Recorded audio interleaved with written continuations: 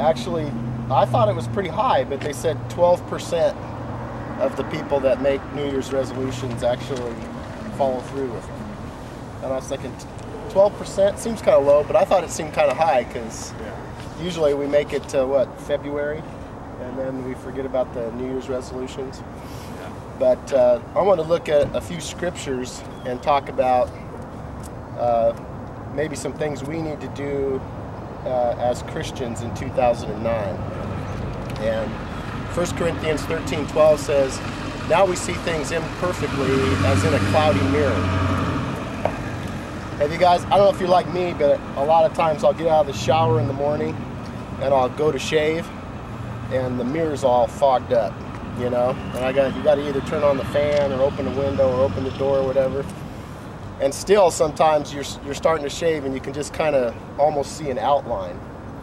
And you don't really have a clear picture until it totally clears up. That's kind of what God is telling us about our lives.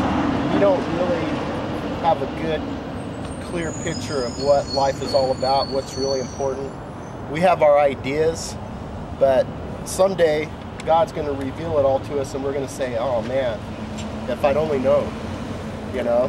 And so that's why it's important as we start off this new year to try to identify your focus. What do you need to focus on this year? You know, we focus on the wrong things so many times. You know, maybe we spend all of our time and energy focusing on what are we going to get next? What can we buy next? What can we do next to make ourselves happy? You know, we're really tied up in all that. Matthew 6:19 says, "Don't store up treasure here on earth. Wherever your treasure is, there the desires of your heart will be also."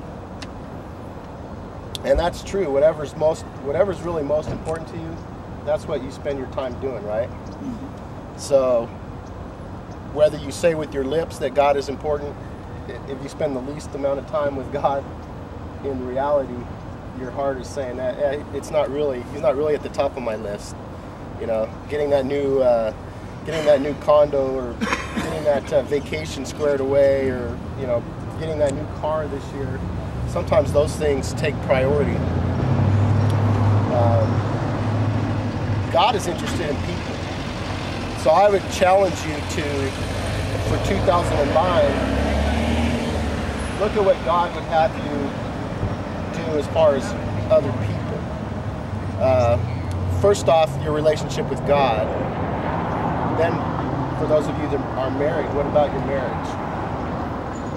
And your family? And your friends? And then your coworkers here at work? What would God have you change about 2009 with those people in your life?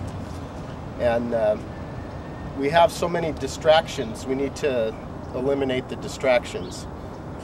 Hebrews 12:1 says, "Throw off everything that hinders and the sin that so easily entangles." I don't know about you, but for me, a big distraction is the TV. You know, a lot of times I'm tired after work, and you know, I probably should be reading or studying the Bible or spending time with my wife or kids, and a lot of nights I just plop down on the sofa and it's over. You know, and I say, well, there's tomorrow. You know, but that's one of those distractions that I need to eliminate a little more often so I can spend more time dealing with